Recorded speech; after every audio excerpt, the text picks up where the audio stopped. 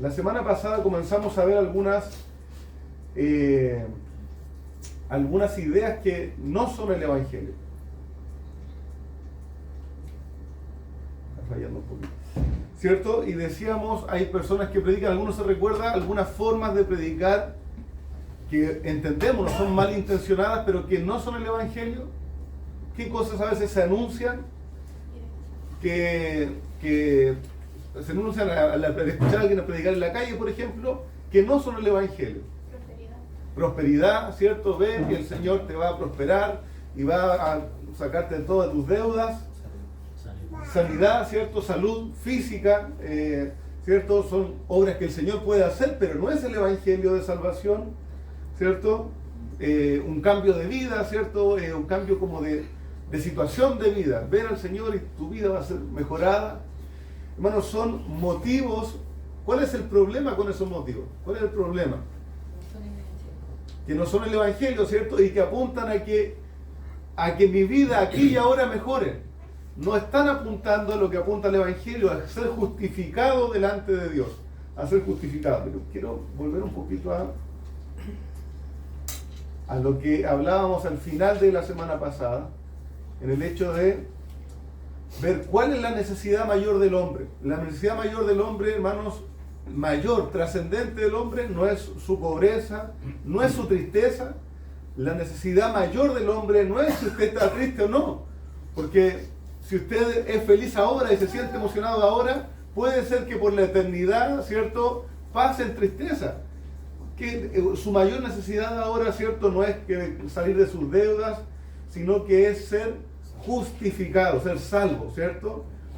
El hombre es injusto, cada uno de nosotros somos injustos delante de Dios sin Cristo. ¿A qué nos referimos con eso? ¿Qué significa ser injusto? En sus palabras. Vamos, mis hermanos queridos, ¿qué significa ser injusto? Imparcial. Injusto, claro, es que parece sinónimo, pero no, son antónimos en realidad. Recibir algo inmerecido. Ya, pero cuando uno es injusto es que uno no tiene justicia. Yo no tengo la justicia de Dios, yo no tengo la rectitud de Dios. Entonces Dios me mira y puede compartir conmigo la eternidad si yo soy injusto. No, ¿por qué? Porque Él es justo.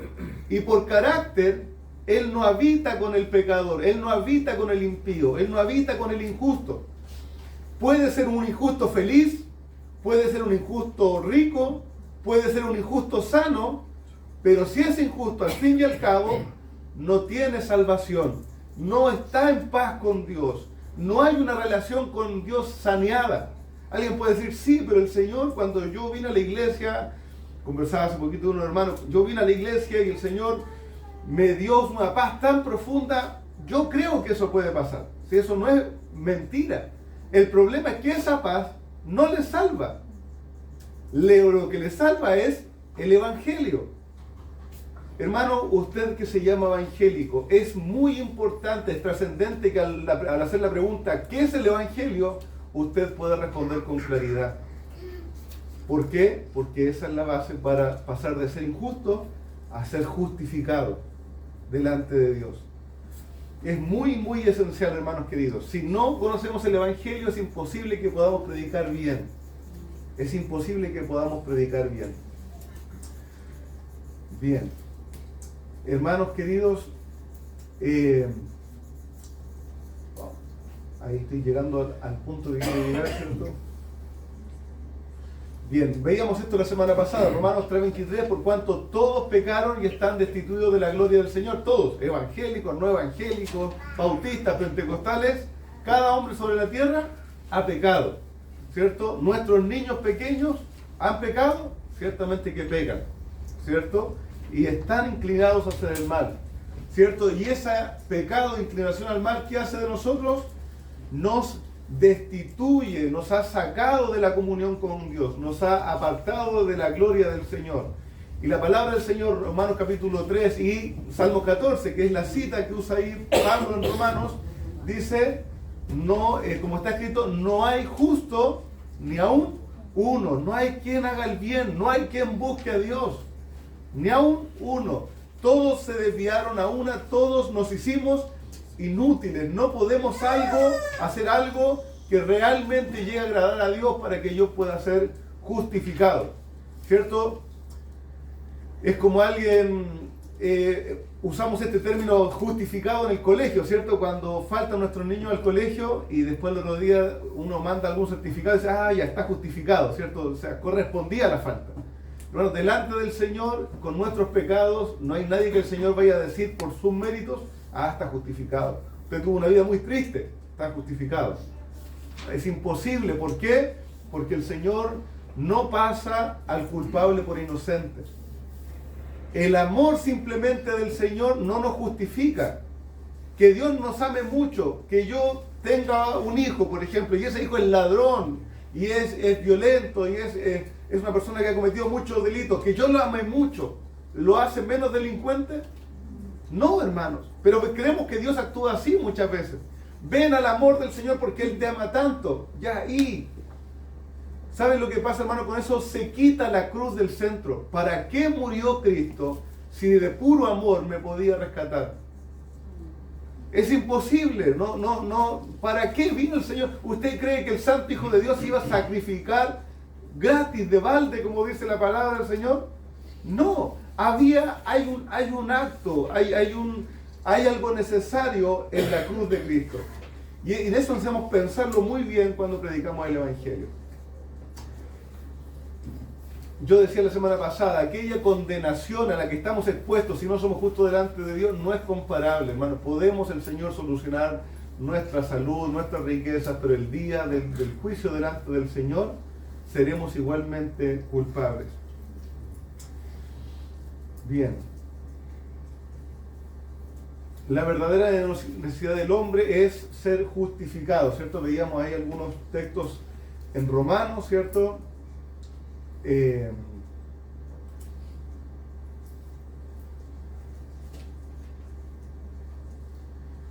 ¿Cierto? Dios, por su carácter, debe condenar al injusto, ¿cierto? Él es juez justo, decía Salmo 7:11, ¿cierto? Él es juez justo y está airado todos los días contra el pecador, ¿cierto? Estando en enemistad con Dios, aunque Él nos bendiga y nos extienda su gracia común, aún así puede que estemos sin salvación. Entonces, ¿cómo puede un Dios injusto, cómo puede un Dios justo salvar hombres injustos? Aplicando la justicia de Cristo a nuestras vidas. Cristo murió por nuestros pecados. ¿Para qué? Para que todo aquel que en Él cree no se pierda, mas tenga vida eterna. ¿Qué debo creer de Cristo? Lo que dice el Evangelio, que Cristo vino según las Escrituras, que murió por nuestros pecados según las Escrituras, que murió y que resucitó al tercer día según las Escrituras. ¿Pagando qué? ¿Qué estaba pagando Cristo en su muerte? ¿Qué estaba pagando Cristo en su muerte? Nuestra condena. ¿Quién estaba condenado a muerte? Nosotros. ¿Quién estaba maldito por causa de nuestros pecados? Nosotros.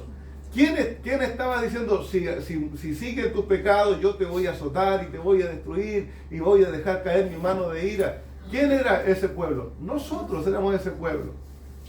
Y Cristo tomó sobre sí toda maldición sobre su propio cuerpo. Él castigado fue por nuestros pecados, molido por nuestra culpabilidad. Hermanos, esa es la gran necesidad del hombre.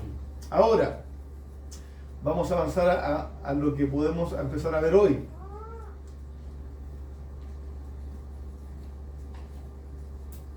El Evangelio y el uso de la ley. Alguien estará preguntándose por qué tiene que ver la ley, ¿cierto?, con el Evangelio. Bueno, vamos a ir viendo, ¿cierto? La base, ¿cómo predicaban antes el Evangelio? Si ahora, hoy en día, en los últimos 50, 60 años, 30 años, estamos viendo que el Evangelio, incluso el que quizás me acercó al Señor, no es tan como es la verdad del Evangelio. Bueno, ¿qué pasó? ¿Cierto? Vamos a fundamentar a través de evidencias tanto bíblicas como históricas que la ley de Dios tiene un papel prominente, principal a la hora de predicar el Evangelio, ¿cierto? Y reconocer que la ley es la guía para llevar a los pecadores al arrepentimiento y un arma poderosa en el evangelismo. Bien, ¿Cómo pudo ser posible un cambio tan drástico? ¿Cómo fue posible que un evangelio tan diluido como el moderno entrara al cristianismo? Hoy día, ¿cierto? Casi uno no sabe cómo se hace cristiano. Uno va a una iglesia tradicional, histórica, o a una iglesia moderna, ¿cierto? De, no sé, carismática, diferente, y casi no hay una respuesta de cómo me hago cristiano. ¿Entiendes? Lo que yo voy es en búsqueda de algún bien, que se ore por mí, sentir algo, encontrarme con Dios, ¿cierto? Pero ¿cómo me hago cristiano? No sé, pero yo vine a buscar y encontré lo que buscaba. Pero hay un paso, un día usted no era de Cristo y hay algún momento en el que es de Cristo. ¿Cómo sucede eso? ¿En qué momento? Bueno, se dejó de hacer un llamado al arrepentimiento y la fe y dejamos de usar la ley del Señor. El evangelio moderno entró en la iglesia con fuerza cuando se dejó de usar la ley en la presentación del evangelio, ¿cierto? La ley, hermanos queridos, tiene esto, un lugar prominente, lo vamos a ver en la palabra del Señor, Salmo 19:7, ¿cierto? Búsquelo ahí en su Biblia, aunque esté ahí en las notas. Salmo 19:7.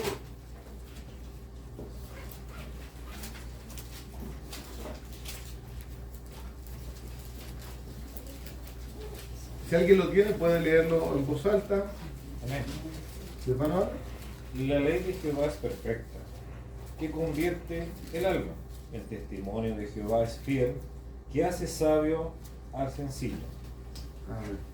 La ley de Jehová es perfecta, que convierte el alma, que transforma, que trae a convicción, ¿cierto? Pablo también va a decir, la ley fue nuestro ayo, ¿cierto? Fue nuestro maestro, nuestro guía para llevarnos a Cristo. La ley, ¿cierto?, nos trajo hacia Cristo.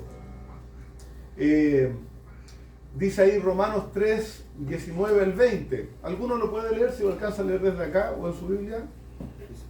¿Sí?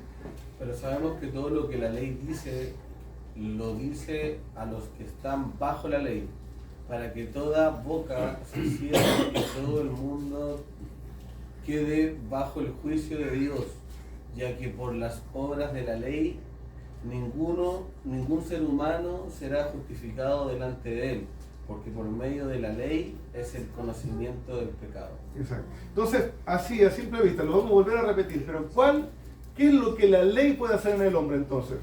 Dígalo en sus palabras, usted, si alguien puede referir una cosa. Reconocer el pecado. ¿Cómo? Reconocer el pecado, bien, cierto, que nosotros podamos ver que hay pecado. Lo que se evita tanto al predicar el evangelio hoy en día. Ven cómo estás triste, ven que el Señor así como estás, cierto, Él te ama, Él te conoce de siempre, aunque nadie te valoró, Él te valora. ¿Dónde está el conocimiento del pecado allí? Son palabras bonitas, pero no hay conocimiento del pecado. Sigue siendo un buen hombre víctima de la sociedad y la familia, y Cristo está allí recibiéndote con los brazos abiertos. Hay medias verdades. Yo sé que hay cosas que uno podría decir, pero entonces Dios no nos ama. Ciertamente que Dios ama a su pueblo y tiene misericordia, pero el llamado es al arrepentimiento y la fe. Mateo, Marcos dicen, el Señor Jesús empezó a predicar, arrepentidos y convertidos, que el reino de los cielos se ha acercado. Entonces, para darnos convicción de pecado, ¿qué otra cosa hace la ley en nuestra vida, en la vida del hombre? Ahí la segunda línea dice, para que toda boca se cierre. La ley hace que el hombre quede sin excusa. No, pero es que es que no hice ese pecado, pero hay otro mandamiento. Pero es que yo no hice esos dos, bueno, hay otro que está en ti. Y la ley refleja que somos culpables, todos, en diferentes maneras y en diferentes áreas de nuestra vida, pero hemos caído en culpabilidad. Hermanos queridos, durante los tiempos del Nuevo Testamento se usó la ley, como vamos a ver, se usó la ley, ¿cierto? En el evangelismo, Cristo usaba la ley a menudo en su trato con la gente soberbia, con los que no querían reconocer sus pecados. Por ejemplo, vaya a Lucas capítulo 18, versos 18 al 23. Lucas 18, versos 18 al 23. Si algún hermano o hermana lo tiene.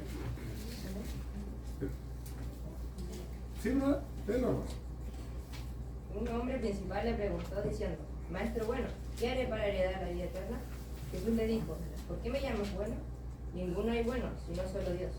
Los mandamientos sabes: no adulterarás, no matarás, no hurtarás, no dirás falso testimonio, honra a tu padre y a tu madre.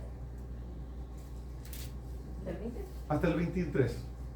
Él dijo: todo esto lo he guardado desde mi juventud. Jesús, oyendo esto, le dijo: aún te falta una cosa. Vende todo lo que tienes y dalo a los pobres, y tendrás tesoro en el cielo. Y ven, sígueme. Entonces él, oyendo esto, se puso muy triste porque era muy rico.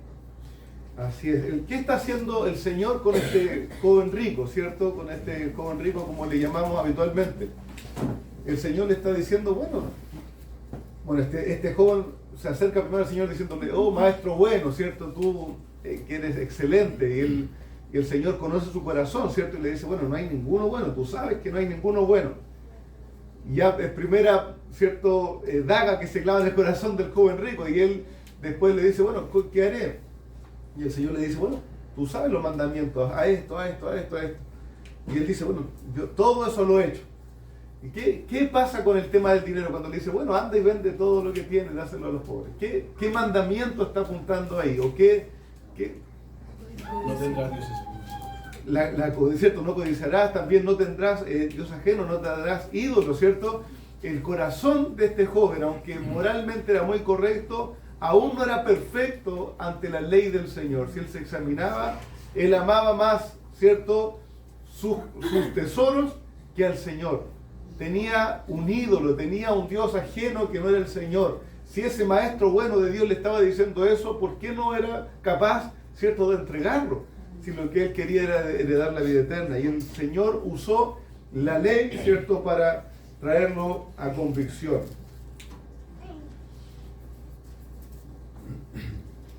A través de los evangelios se puede ver el mismo patrón en general que de Cristo usando la ley. Y vamos a usar este término o esta frase: ley para el soberbio y gracia para el humilde.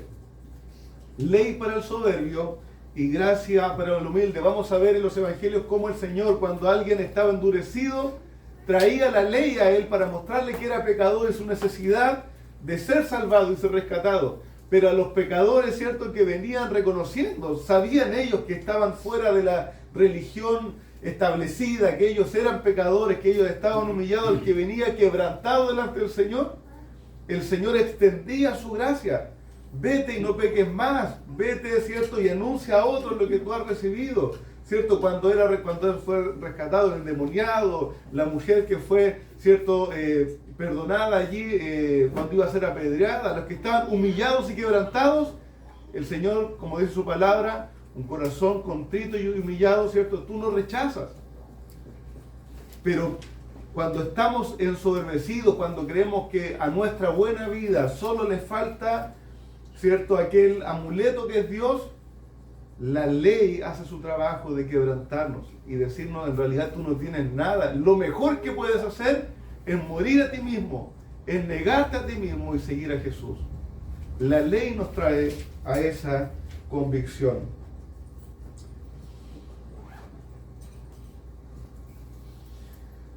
A través de los evangelios, cierto, se puede ver esto: ley para el soberbio y gracia para el humilde. El apóstol Pablo, hermano, no solo el Señor Jesús, después vamos a ir viendo más pasajes específicos.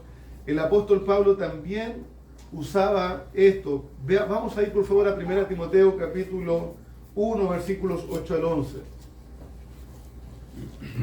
Búsquelo en su Biblia, cierto, aunque está aquí proyectado, pero alguien que pueda leerlo. 1 Timoteo 1, versos 8 al 11. Amén.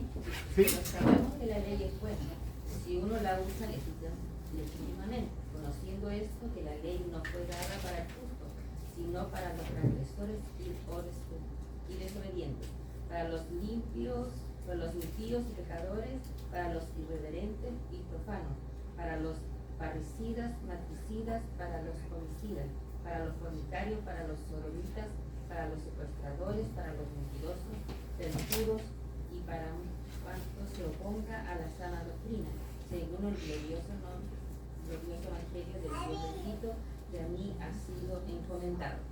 Así es, ¿cierto? Pablo va a decir, hay un uso de la ley legítimo, ¿cierto? Fue para los transgresores, para evidenciar su pecado, para cuando alguien, podemos hacer la prueba y en algún momento vamos a aprender a usar esta pregunta, ¿es usted una buena persona?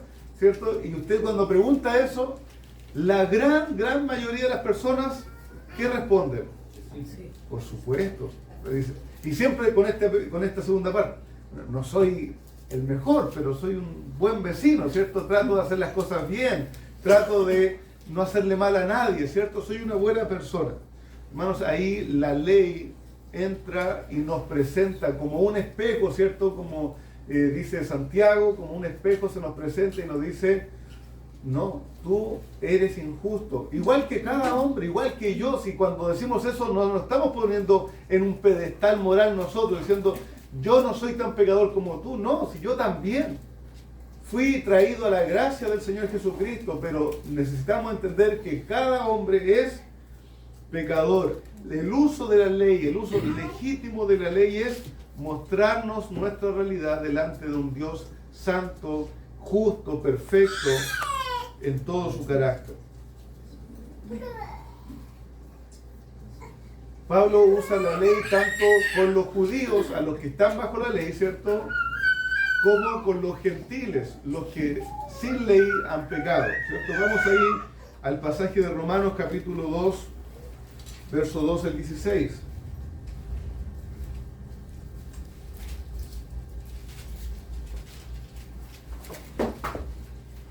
Romanos 2, del 2 al 16. Del 12 al 16. Del 12 al 16. Sí. Amén. Pues todos los que han pecado sin la ley también perecerán. Y todos los que han pecado bajo la ley, por la ley serán juzgados. Porque no son los oidores de la ley los justos ante Dios, sino los que cumplen la ley. Esos serán justificados.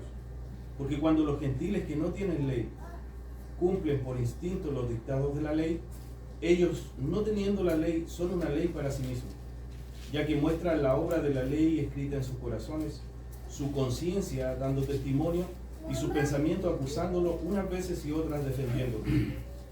En el día que, según mi evangelio, Dios juzgará los secretos de los hombres mediante Cristo Jesús. Así es, entonces, para el que conoce, ¿cierto?, la ley es juzgado por la ley, pero el que dice, alguien dirá, hay alguno que no tiene ley. Siempre se ponía el ejemplo de un indígena, ¿cierto?, ahí en medio de la Amazonía, ¿cierto? ¿Qué pasa con él? ¿Qué pasa con su vida? ¿Cierto? ¿Qué piensa? ¿Es juzgado o no? ¿Tiene pecado o no? Tiene pecado. Pero alguien podría decir, pero él no sabe que es pecador. ¿Qué nos dice la palabra del Señor? Que la ley está escrita en sus corazones. Que la ley está escrita en sus corazones, entonces no hay justo. Aún al que no ha tenido la ley escrita para reflejar detalladamente nuestros pecados, aún así la conciencia acusa. Dios ha establecido la conciencia, la ley de Dios en el corazón del hombre, un entendimiento general que después entendemos, está completamente de acuerdo con la ley escrita de Dios. Esa ley que el Señor ha establecido está completamente de acuerdo con no matarás, no mentirás, no te harás imágenes, no tendrás Dios ajeno, no codiciarás. Hermano, la ley escrita en el corazón del hombre apunta y se revela en aquella ley moral del Señor. Y esa ley juzga al hombre. Juzga a mi hijo que no sabe leer, juzga. Juzga, ¿cierto?, a aquel que vivió una buena vida, pero apartado de todo, ¿cierto?, y entre comillas no le hizo mal a nadie, sí lo juzga. Hermano, aquella persona que no le hizo mal a nadie y vivió en el campo, ¿qué mandamiento puede haber quebrantado? Si no le mintió a nadie, si no codició lo de nadie, porque se vivió en el campo toda su vida, si vivió en obediencia a sus padres, ¿qué mandamiento podría haber quebrantado? ¿Cómo? Ya, claro, en el resumen no ama a Dios, pero por ejemplo, podríamos decir, santificó un día para adorar al Señor y guardarlo.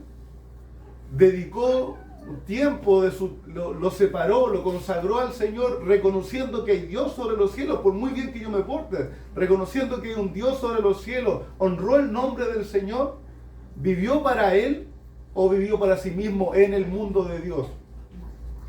Hermanos, no hay hombre justo, no hay ni un uno. Por eso la ley nos dice, yo soy tu Dios, no tendrás dioses ajenos fuera de mí. Ah, bueno, Señor, yo no maté, pero me tuviste a mí por Dios, te entregaste a la adoración, guardaste un tiempo específico cada semana para adorarme, para servirme. No, entonces estás viviendo en rebeldía. Hermano, yo le ponía el ejemplo la semana pasada. Si alguien entra a su casa sin su permiso y entra y lava la loza y ordena las cosas y se porta bien, pero usted no le ha invitado y no le saluda a usted y no vive bajo sus reglas, ¿acaso usted estaría tranquilo con eso? No, vivimos en el mundo de Dios y Dios debe ser honrado, nuestra vida es para Él. Dios debe ser honrado, Dios demanda que nosotros le conozcamos y quebrantamos la ley al vivir sin considerarlo, al vivir nuestros días sin volvernos a Él.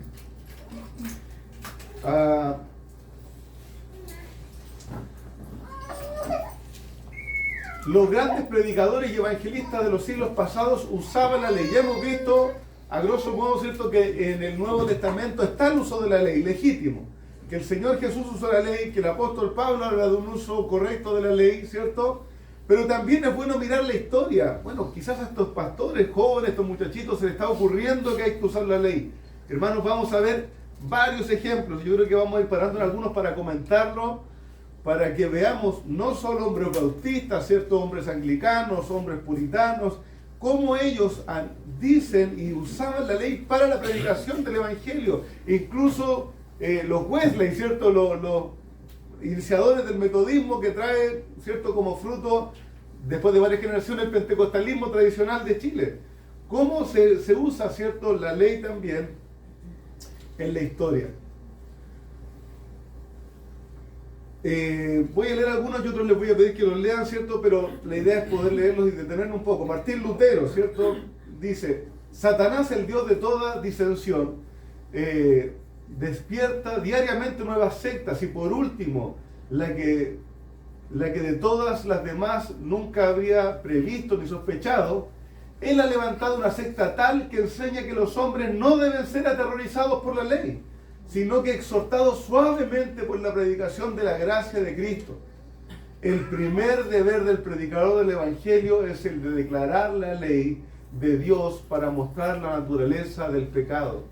¿No? Eso lo decía 1500, en el año 1500 lo decía, ¿cierto?, Martín Lutero. Decía, hay una secta rara que dice que los hombres no hay que meterles miedo con el juicio, sino que hay que traerlos suavemente a la gracia de Cristo. Hermanos, que la gracia no es gracia si no estamos bajo juicio. A veces la gente cree que Dios es deudor de darle salvación y vida eterna, y Dios no nos debe nada. Nosotros éramos hombres rebeldes, condenados, ¿cierto?, maldicientes, hombres que vivían sin Él. Y necesitamos saber que éramos rebeldes para que la gracia resplandezca. Paul Washer pone este ejemplo, dice, decía que él estaba buscando un diamante para hacer a su esposa, y dice que se lo mostraron y él decía, ¿dónde está el diamante? ¿Cierto? No lo puedo ver. Entonces la persona trajo como un paño negro y puso el diamante, y claro, y ahí resplandecía. Detrás de un contexto, ¿cierto?, oscuro, resplandece aquel diamante. Así también, hermanos, es la gracia del Señor. John Wesley, ¿cierto?, que les decía yo, ¿cierto?, dice, es el método ordinario o el método común del Espíritu de Dios de convencer a los pecadores por la ley. Es la ley puesta al lado de la conciencia que generalmente quiebra las piedras en pedazos. Es más especial esta parte de la palabra de Dios, que es viva y eficaz, llena de vida y energía, y más cortante que cualquier espada de dos filos. Antes que yo pueda predicar el amor y la misericordia y la gracia, tengo que predicar del pecado, de la ley y del juicio. Hermanos, así predicaban estos hombres del Señor. Bueno, hay muchas citas, vamos a leer algunas. George Whitefield, ¿cierto?, uno de los grandes reformadores de Inglaterra, dice, predicando un grupo de pecadores, Whitefield dijo lo siguiente: primero entonces, antes de que ustedes puedan hablar a sus corazones de paz, tienen que obligarlos a ver, sentir, llorar, lamentarse por sus transgresiones delante de la ley de Dios, ¿cierto? Uno de estos predicadores decía, tome a los pecadores, cuélguelos de los pies sobre el infierno un momento, que sientan, ¿cierto?, el calor, y entonces correrán a la gracia del Señor, ¿cierto? Es un poco fuerte para nosotros verlo así, pero hermano amado, por eso hay tanta decepción hoy día en nuestra predicación, porque la gente llega buscando panes y peces y encuentra cierto sufrimiento, dolor, aflicciones, rechazo. Hermanos queridos, el Señor, su evangelio no era vengan y coman panes y peces. El evangelio del Señor era arrepentidos y convertidos. Arrepentidos y convertidos. Absalón Elby, ¿cierto? Un evangelista del siglo XIX, dice, yo he visto por mi larga experiencia que las amenazas más severas de la ley de Dios tienen un lugar prominente en guiar a los hombres a Cristo. Ellos tienen que verse perdidos antes de que clamaran por misericordia. No escaparán del peligro hasta que lo vean. ¿Cierto? Hay otra ejemplificación que se usa que va a salir más adelante, la idea de que si nosotros estamos aquí en este lugar, ¿cierto?, cómodamente sentados, yo le digo, mira, ponte un paracaídas que es pesado, ¿cierto?, que es rústico, te va a pesar, quizás te traigan comodidad porque probablemente no tengamos un accidente, ¿cierto?, y no sé, se caiga todo esto. ¿Quién quisiera ponerse ese paracaídas? ¿Quién quisiera abrazar esa salvación? Hermanos, pero si vamos en un avión en caída y sabemos que nos vamos, ¿cierto?, vamos a la destrucción, vamos a caer, sí o sí, el avión no va a ninguna parte más que a la destrucción. Hermano, yo le dijera, mira, ponte este paracaídas porque necesitas para salvarte ponerte esto. Va a ser incómodo, va a ser pesado, va a ser duro el salto, pero te va a salvar la vida. Pero creo que cada uno de nosotros tomaría aquello. No estoy diciendo con eso que cada pecador se va a salvar al verse puesta en la condenación. Muchos endurecidos, ¿cierto?, aún así prefieren seguir en ese viaje de destrucción que venir al Señor. Riley, ¿cierto?, dice, ¿alguien lo puede leer? ¿Lo que hace leer? Hermano Jonathan. ¿Sí? Las personas nunca se dirigirán decididamente hacia el cielo y vivir como peregrinos, hasta que realmente sientan que están en peligro del infierno. Tenemos que exponer y machacar los 10 mandamientos para mostrar la anchura, la longitud, la profundidad y la altura de lo que exigen. Los hombres a los cuales el Espíritu lleva a Cristo son los que el Espíritu ha convencido del pecado, del pecado. Dice más lado, dice, sin una plena convicción del pecado, los hombres quizás quizás parezcan llegar a Jesús y seguirle por un tiempo, pero pronto se apartarán y vuelven al mundo.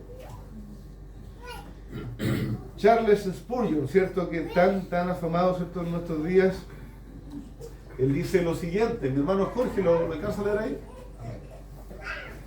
Yo no creo que un hombre pueda predicar el Evangelio sin predicar la ley. Quita la ley y usted amortigua la luz por la cual el hombre percibe su culpabilidad. Esto es una pérdida muy seria para el pecador, que más bien una ganancia para él, porque reduce la probabilidad de su convicción y conversión. Yo digo que usted le ha despojado al Evangelio de su más potente auxiliar, su ayuda y arma más poderosa. Cuando deja a un lado la ley, le ha quitado el ayo que debe llevar a los hombres a Cristo. Ellos nunca aceptarán la gracia hasta que tiemblen ante una ley justa y santa. Por lo tanto, la ley tiene un propósito de suma importancia y nunca debe ser quitada de su lugar. Dice al final, ellos tienen que ser muertos por la ley antes de que puedan ser vivificados por el Evangelio. Bueno, hay otros buenos hermanos, ¿cierto? Voy a avanzar un poquito, ¿cierto? Martin Lloyd-Jones, quizás ya más cercano al siglo pasado, dice, un evangelio que meramente dice, venga a Cristo, lo ofrece como un amigo y ofrece una vida nueva y maravillosa sin convencer del pecado, no es el evangelio del Nuevo Testamento. La esencia del evangelismo es empezar predicando la ley. La razón por la cual tenemos tanto evangelismo superficial es que no se ha predicado la ley. El verdadero evangelio siempre tiene que empezar por la predicación de la ley. Vamos solo a ver un par más, hermanos queridos. Bien, este es, ¿cierto? Packer, del libro del conocimiento del Dios Santo. ¿Alguien lo alcanza a leer? Hermano. ¿Sí? Si no vemos nuestras deficiencias a la luz de la ley y la santidad de Dios, de ninguna manera la veremos como pecados. Así es. Hermano Leandro, ¿alcanza a leerla? Sí. Sí. Jonathan MacArthur, la gracia de Dios no se hunde, no se puede predicar fervientemente a los incrédulos hasta que se haya predicado la ley para revelar la naturaleza corrupta del hombre. Es imposible que una persona conozca completamente su necesidad de la gracia de Dios, si no ve que Sino que terriblemente ha fallado en guardar las normas de la ley de Dios. Bien, hermanos, ¿por qué es este resumen? Para que usted vea que no es algo novedoso, sino que los predicadores históricamente usaban, hermanos, el Evangelio es un mensaje, y un mensaje va para salvación, pero a menos que yo no entienda que estoy perdido, es imposible que pueda creer en la salvación o buscar aquella salvación. Amado hermano, alguna vez una persona me dijo: pero pastor, ¿quién va a creer si nosotros le predicamos así? ¿Quién va a creer? ¿Quién va a querer venir a la iglesia? ¿Quién va a querer creer en el Señor si primero le quebrantamos y le ponemos en aquel lugar, ¿cierto?, de estar apartado de Dios, ser delincuentes? Porque eso es lo que somos, hemos cometido delitos delante de la ley de Dios. ¿Quién va a querer? Hermanos, ¿quién va a querer? A aquellos que el Espíritu del Señor llame. Y el Señor va a llamar, amén, que va a llamar. El Señor lo va a hacer, hermanos, y nuestro trabajo no es hacer lo que nos parezca más estratégicamente correcto. Nosotros somos llamados a continuar una obra que el Señor ha comenzado. Y Él va a glorificar su obra. Y Él va a llamar salvos hasta el día de nuestro Señor Jesucristo. Hermanos, el Señor lo va a hacer. Y ¿saben lo más maravilloso? Que cuando nosotros como iglesia nos entregamos con fe a esta labor, el Señor sí que salva personas. Sí que salva personas. Y pone convencimiento y los transforma. Uno no sabe cuándo, uno no sabe dónde, pero el Señor los transforma. Nosotros nos toca ser fieles, tiernos, cuidadosos predicadores de la verdad del Señor. No orgullosos ni altaneros. Nosotros no somos el juez. Nosotros no somos los que damos el garrotazo. Nosotros somos embajadores en nombre de Cristo, como si Dios rogase por medio de nosotros, reconciliados con Dios. Reconciliados con Dios. Entonces, amados hermanos, vamos a ver un poco las funciones de la ley, ¿cierto? Para que puedan quedar claras hoy día. El Nuevo Testamento declara varias funciones de la ley en relación con nuestra misión de buscar e ir para salvar a los pecadores. Primero, la ley provee el conocimiento del pecado, como decíamos. Conocemos el pecado por medio de la ley. Ya dice Romanos 3:20, como leíamos hace un rato, ya que por las obras de la ley ningún ser humano será justificado delante de él, porque por medio de la ley es el conocimiento del pecado. Nosotros podemos llegar a entender, el Señor abre nuestros ojos a nuestra condición. Alguien podría decir: sí, yo tenía una vida difícil.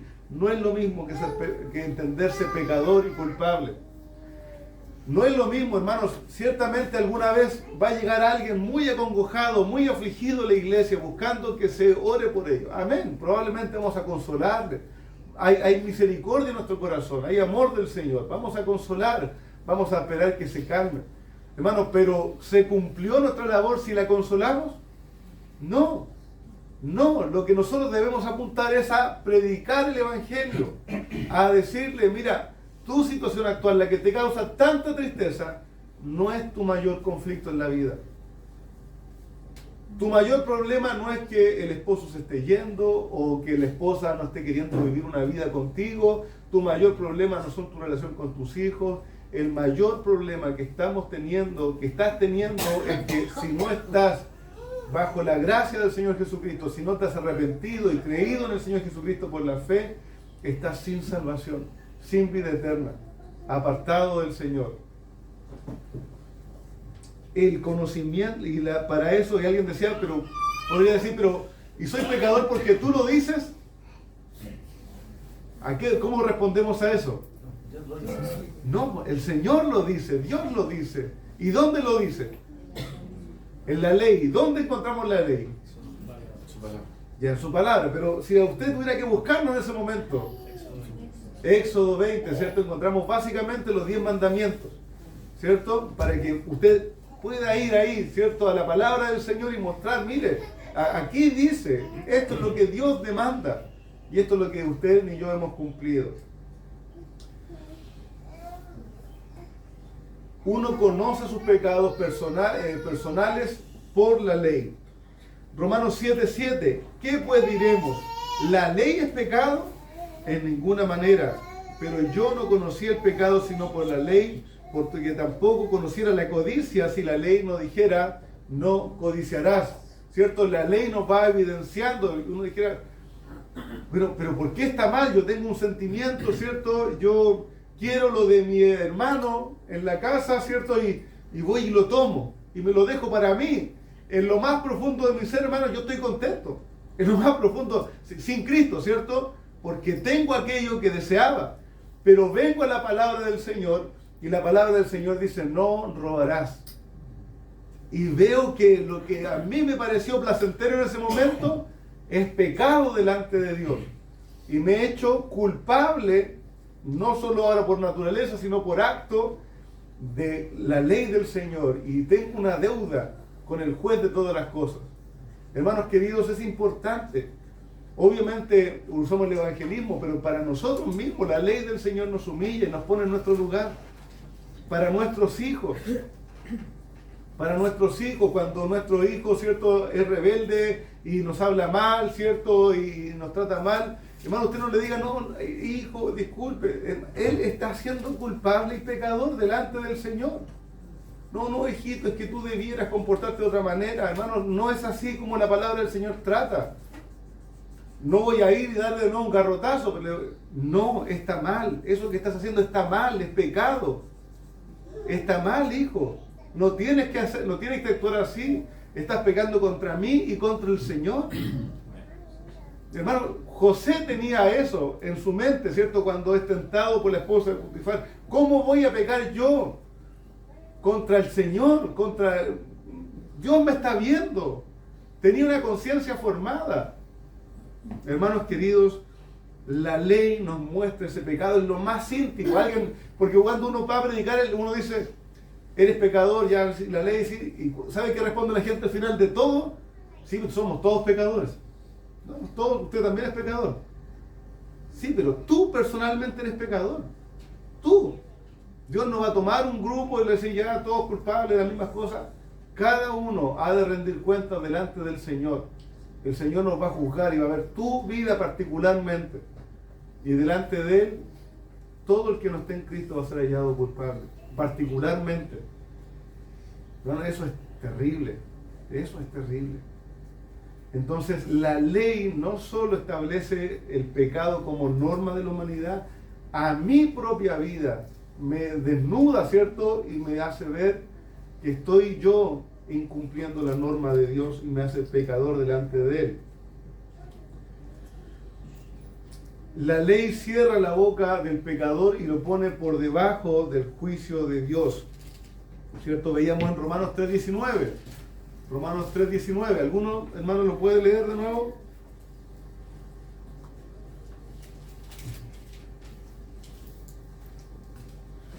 ¿Sí?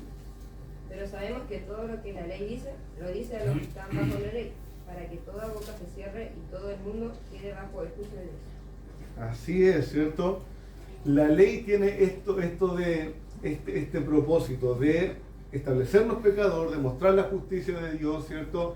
pero que dejemos de justificarnos, dejemos de poner excusas, dejemos de decir, es que yo cumplí este otro, pero es que yo cumplí este otro, es que yo no soy tan malo, es que yo no creo que Dios me vaya a juzgar por todas esas cosas, o no creo que estas mentiritas blancas, grises, ¿cierto?, moradas, verdes, me vayan a condenar. Y la palabra del Señor dice, no mentirás, no mentirás, no mentirás. Hermanos, la palabra del Señor me quita toda excusa, es que me provocaron. Pero la palabra del Señor te hace responsable a ti. Honrarás a tu padre y a tu madre. Hermanos queridos, no matarás. Y el Señor Jesús dice, ¿cierto?, que el que ya odió en su corazón, ¿cierto?, es un asesino en su corazón. Es que me provocaron, es que, bueno, pero tú mataste, tú odiaste. No hay excusa delante de la ley del Señor. Todo aquel que comete pecado infringe la ley, ¿cierto?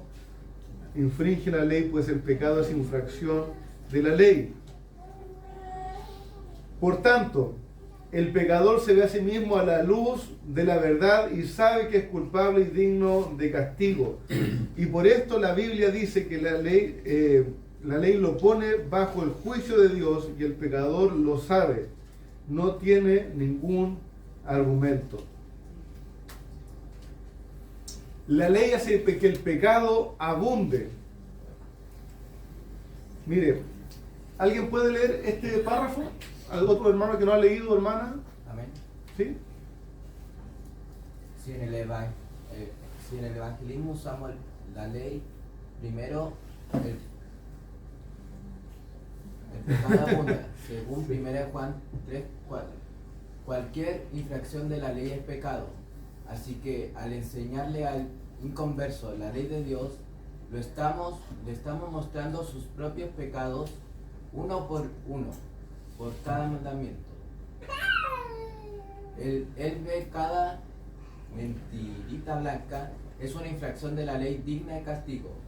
Ve que una mirada de codicia es adulterio delante de Dios.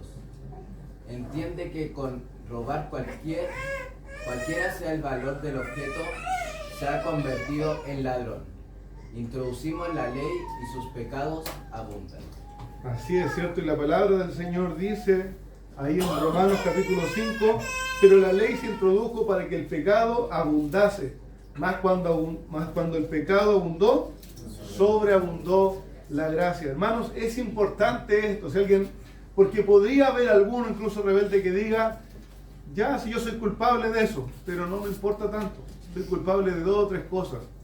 Hermanos, la verdad es que la ley del Señor aplicada en el evangelismo hace que nosotros nos entendamos profundamente pecadores y lejos del Señor, pero profundamente pecadores, dignos de muerte, completamente heridos, completamente impuros, ¿cierto? Sucios de la cabeza hasta la planta de los pies. Hermano amado, y sabemos que esta es la obra que el Espíritu Santo hace en los que Él llama, ¿cierto? En un momento Él abre nuestro ojo y nos damos cuenta, mi herida incurable es, soy pecador, pero he hecho todo mal, no tengo justicia en mí.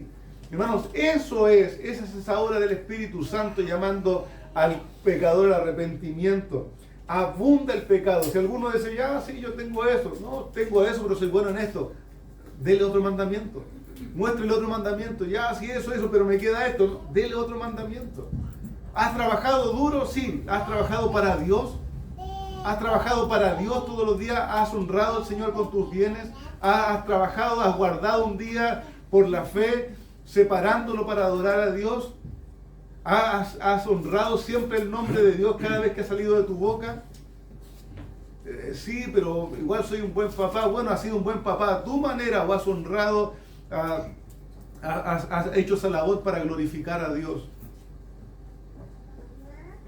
Queridos, la ley viene y nos muestra que somos profundamente pecadores. Y es necesario que esto sea así, porque el llamado después para la fe en Cristo es que nos entreguemos profundamente a la fe de Cristo, que no nos reservemos nada, que nada quede en nuestra mano. vamos a ir finalizando, nos queda un poquito más y vamos a finalizar. La ley es como un ayo para llevar al pecador a la cruz de Cristo. Me recordaba, no sé si han leído El progreso del peregrino, ¿cierto? Este peregrino caminando, ¿cierto? Con su gran peso, con un gran peso en su espalda, ¿cierto? Y caminando, y no se le cae al tiro cuando sale de la ciudad de condenación, sino que camina hasta que en algún momento sube una colina difícil, ¿cierto? De subir, y allí a los pies de la cruz de Cristo cae su carga. Hermano, no le ponga 2 piedritas. Su pecado no era una mochila con una lonchera, ¿cierto? Nuestro pecado era destrucción sobre nosotros, era abundante. Eran tantas nuestras necedades, tantas y tan abundantes, que cuando llegamos al pie del Señor descansamos en la gracia, y ahí tiene sentido. Descansamos en la gracia de nuestro Señor Jesucristo. Dios usa la ley para llevar a los inconversos a Cristo para la salvación por la fe, ¿cierto? Gálatas 3:24 dice allí: de manera que la ley ha sido nuestro ayo, nuestro guía para llevarnos a Cristo, a fin de que fuésemos justificados por la fe. La ley entonces es como un espejo espiritual, porque en ella podemos vernos exactamente como Dios nos ve. ¿Qué es lo que uno hace después de ver su cara en el espejo, cierto? Quita el espejo de la pared para lavarse con él, ¿cierto? No, pues uno se ve en un espejo y después no se lava con el espejo, ¿cierto? Sino que el espejo tiene la función de mostrarme las cosas que no están bien o no están ordenadas, y después puedo, ¿cierto?, ir y lavarme, ¿cierto?, y poder verme nuevamente. Así la ley es con el pecador. Cuando se ve a sí mismo como Dios lo ve, sucio en sus pecados, puede correr al agua, y la sangre que el Señor Jesucristo derramó los limpia de todo pecado. En resumen, la ley, en conjunto con la convicción de la conciencia, le demuestra al pecador que él ha amado lo que Dios aborrece, lo que es aborrecible y detestable a su Creador. Por tanto, es justo que la ira de Dios caiga sobre él. Debido a esto, un temor santo y saludable surgirá en su corazón, porque entenderá que ha ofendido gravemente a Dios y que su condenación es justa. Y es este temor que lo llevará a arrepentirse de sus pecados, y al ver a Cristo como un poderoso y suficiente Salvador, lo llevará a confiar en Él como su Señor y Salvador. Amado hermano, yo sé que muchos de nosotros no vinimos a la fe de Cristo con un proceso así ordenado, ¿cierto? Que alguien nos mostrara la ley, que alguien nos hablara.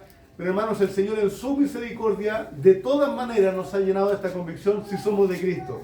Que somos pecadores, que estábamos lejos de Él, ¿cierto? Que no podíamos salvarnos a nosotros mismos, que el Señor tiene poder y quiere salvar a aquellos que vienen a Él en arrepentimiento y fe.